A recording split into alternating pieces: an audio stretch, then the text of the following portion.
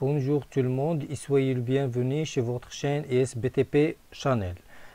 Dans cette vidéo, on va voir comment déterminer le calibre théorique et commercial des disjoncteurs et interrupteurs au sein d'un tableau électrique. Puisqu'on va voir plutôt les différents coefficients, bien sûr, les coefficients ou les facteurs entrant dans la détermination de ce calibre. Et comme vous voyez que le calibre théorique IB égale la puissance foisonnée en kVA multiplié par E, le facteur de conversion des puissances en intensité, avec la puissance foisonnée PF en kVA égale à la puissance nominale des circuits en kW multiplié par les facteurs A, B, C et D, bien sûr. Et maintenant, on va voir les valeurs de chaque facteur afin de bien déterminer la valeur de calibre de notre disjoncteur ou interrupteur de protection. Donc, le premier facteur, c'est le facteur A. Et comme vous voyez, ce facteur tient compte du facteur de puissance et du rendement, puisque A égale à 1 sur R fois cos phi, avec R, c'est le rendement électrique de l'appareil. En général, on prend R égale à 0,9 avec coefficient phi égale à 0,86, ce qui nous donne A égale à 1,29, surtout dans le domaine du bâtiment. Par contre, lorsqu'on a un appareil ou une machine avec moteur, le facteur A prend des valeurs différentes selon la puissance du moteur, puisque si la puissance du moteur est inférieure à 1 kW, dans ce cas, on prend A égale à 4. Et ici, la puissance du moteur entre 1 kW à 4 kW.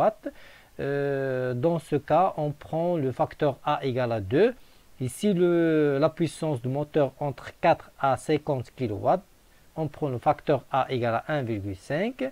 Si la puissance du moteur supérieure à 50 kW, la valeur de facteur A égale à 1,2. Comme ça, on a bien déterminé les différentes valeurs de facteur A selon les puissances du moteur. Et si on n'a pas des moteurs dans l'installation électrique, on prend en général la valeur de facteur A égale à 1,29. Passons maintenant aux autres facteurs. Puisque le facteur B égale à, c'est un facteur plutôt d'utilisation. En général, B égale à 0,75, surtout pour les circuits pris dans le secteur du bâtiment. B égale à 1 si on a des circuits d'éclairage ou chauffage. Le facteur C, c'est un facteur de simultanéité. En général, C égale à 0,2, surtout pour les circuits pris dans le secteur de bâtiment. Ici, C égale à 1 pour les circuits d'éclairage et chauffage. Le facteur D, c'est un facteur prévision d'extension en général. D égale à 1, surtout pour les circuits prise et éclairage dans le secteur de bâtiment. Et D égale à 1,2 pour l'installation industrielle. Reste maintenant le dernier facteur, c'est le facteur E. C'est un facteur de conversion des puissances en intensité, puisque E égale à 1,52 en triphasé et E égale à 4,55 en monophasé. Maintenant, on peut voir la multiplication des différents facteurs A, B, C et D pour les circuits prises et pour les circuits d'éclairage dans le secteur du bâtiment. Et comme vous voyez sur la première colonne de ce tableau récapitulatif des facteurs, que la multiplication de 1,29 fois 0,75 fois 0,24 fois 1 égale à 0,2322. C'est un coefficient qui est plutôt, c'est un coefficient qu'on peut le multiplier par la puissance nominale en kilowatts des circuits prises afin de trouver la puissance foisonnée en kVA. Ça d'une part. D'autre part, lorsqu'on multiplie 1,29 de facteur A fois 1 de facteur B fois 1 de facteur C fois 1,2 de facteur D, on trouve le coefficient 1,548. C'est un coefficient qu'on peut le multiplier par la puissance nominale en kW des circuits d'éclairage afin de trouver la puissance foisonnée en kVA des circuits d'éclairage. Voilà le résumé, et comme vous voyez sur ce résumé que PF, puissance foisonnée, c'est la puissance foisonnée en kVA, et PN, c'est la puissance nominale en kilowatts, et IB, c'est le courant d'emploi en ampères. Pour le circuit d'éclairage, puissance foisonnée égale à puissance nominale en kilowatts fois 1,548. Et pour le circuit des prises, la puissance foisonnée en kVA égale à la puissance nominale en kilowatts des circuits prises fois 0,2322. En trévasé, le courant d'emploi IB égale à puissance foisonnée fois 1,52. Et en monophasé, le courant d'emploi IB égale à puissance foisonnée fois 4,55. Et sachant que la plupart des moteurs travaillent en trévasé, dans ce cas, on a le tableau suivant, puisque la puissance foisonnée en kVA égale à puissance nominale en kilowatts, et deux moteurs selon sa puissance, multiplié par un coefficient selon les valeurs des facteurs cités en avant. Puisque si la puissance d'un moteur inférieure à 1 kW, dans ce cas, la puissance foisonnée en kVA égale la puissance nominale en kW fois 0,72.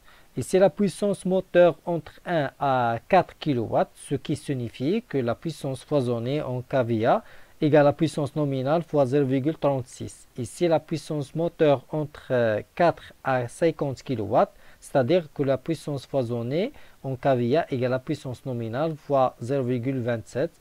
Et si la puissance moteur supérieure à 50 kW, plutôt, la puissance foisonnée en kVA égale la puissance nominale fois 0,216. Donc, on a tous les éléments afin de trouver le calibre théorique de disjoncteur ou interrupteur de protection, soit pour protection des circuits d'éclairage ou des circuits prises, ou bien pour déterminer le disjoncteur général pour l'éclairage et prise en même temps. Et d'après le calibre théorique, on peut choisir le calibre de disjoncteur ou interrupteur commercial, puisque ce dernier doit être supérieur ou égal à calibre théorique. Reste seulement voir comment appliquer ces coefficients sur le schéma unifilaire. Et sachant qu'on a déjà expliqué ce schéma dans la vidéo précédente, des astuces pour saisir un schéma unifilaire électrique d'une villa, reste maintenant seulement l'application des coefficients. C'était en avant 1,52, 4,55, 1,548 et le coefficient 0,2322. Lorsqu'on multiplie plutôt 2,136 kW, voilà, cette valeur qui se trouve ici, le total, c'est la puissance totale des circuits d'éclairage en kilowatts. On multiplié 2,136 par le coefficient 1,548 afin de trouver 3,30 kVA. C'est la puissance foisonnée totale des circuits d'éclairage en kVA. Puis on multiplié 3,30 fois 1,52, sachant qu'on travaille en triphasé. Le résultat de cette multiplication nous donne 5,01 ampères, ce qui signifie notre calibre théorique de l'interrupteur différentiel protégeant les circuits d'éclairage. Et sachant que le calibre commercial minimum accepté pour protection des circuits d'éclairage, c'est le calibre 25 ampères, Donc on prend l'interrupteur différentiel de 4 fois 25 ampères dont la sensibilité de 300 mA. Voilà, même explication pour les circuits prises, seulement on peut multiplier 6,25, c'est la puissance nominale totale des circuits prises en kilowatts, par le coefficient 0,2322 afin de trouver 1,45, c'est la puissance foisonnée totale des circuits des prises en kVA.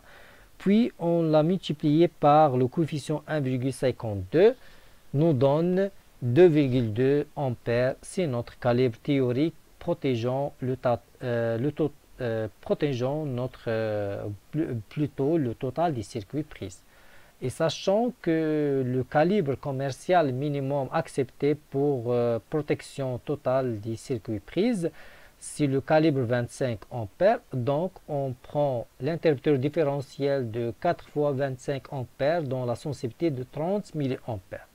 Après le choix et détermination de calibre protégeant l'ensemble des circuits prises et le calibre protégeant l'ensemble des circuits éclairage, maintenant reste à déterminer le calibre de protection générale de ce tableau. Premièrement, on fait la somme totale des puissances éclairage et prise en kVA, ce qui nous donne, dans notre cas, la valeur 4,75. On l'a multiplié par le coefficient 1,52, nous donne 7,22 ampères. Cette valeur est encore trop petite que 25, le calibre minimum. Et sachant que le calibre de la protection générale doit être supérieur à celle d'éclairage et prise, donc on prend le calibre commercial qui suit 25 ampères. C'est le calibre 32 ampères. Donc on prend comme protection générale de ce tableau électrique le disjoncteur différentiel de 4 fois 32 ampères dont la sensibilité de 500 mA. Et sachant que chaque millimètre carré dans section de conducteur dans le câble supporte seulement 3 ampères, donc on divise le calibre commercial par 3 afin de trouver la section de câble compatible de ce tableau électrique. Et dans notre cas, c'est 32 divisé par 3 égale à 10,66 mm². Donc, on prend le calibre 5 fois 10 mm² comme câble pour alimenter notre tableau électrique.